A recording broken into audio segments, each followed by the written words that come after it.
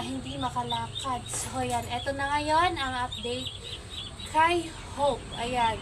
Pinangalanan kong Hope dahil nga bagong buhay at pag-asa para sa aso na ito na na-rescue ko sa kanal. So, yan. May mainit na tubig to para hindi siya gaanong lamigin. Tignan ko. Okay. Maliligo na yan. Oh! Bigla. Oh! Dahan-dahan lang pala. Sorry. So, parang may trauma pa kasi siya. Ano lang ako. Nakalimutan ko pala. Dahan-dahan lang muna. Oh. Lika. Oh.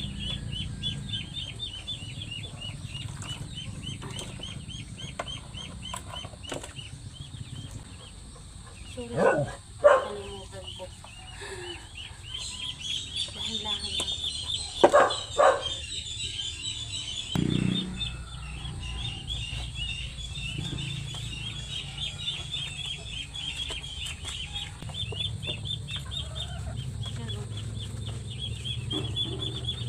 Ito yung may diferensya, oh. Nasagasaan siguro to. Hindi niya tayo, hindi niya mailakad.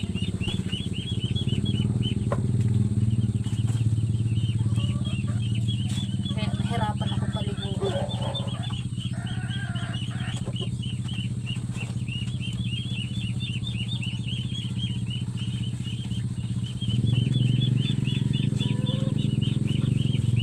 Ayan, oh,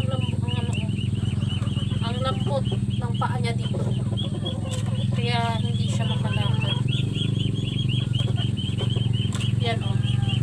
Ayaw talaga. Kung sagitan tayo, nahihinig na.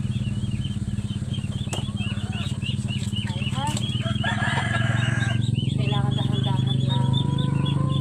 Kasi nagugulat siya pag buhos.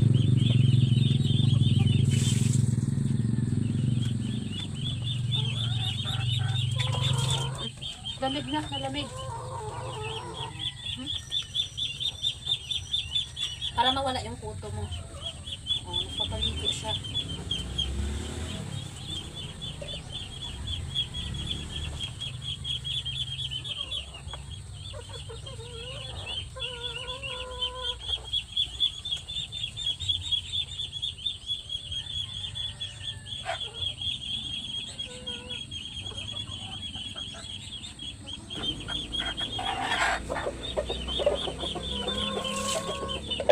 Okay, banlaw na tayo. Banlawan ko na. Nanginginig, liguan.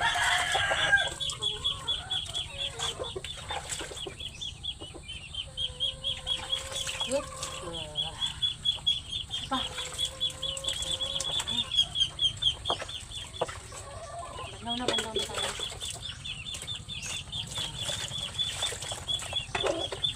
Diba? Nanginginig na. O, tama na. May mainit naman na tubig ang pampaligo.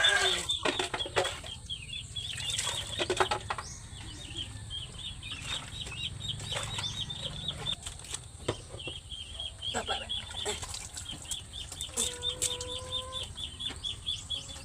Upo.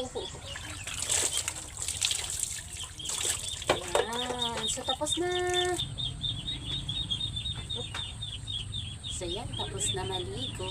Punas na lang kami sa loob.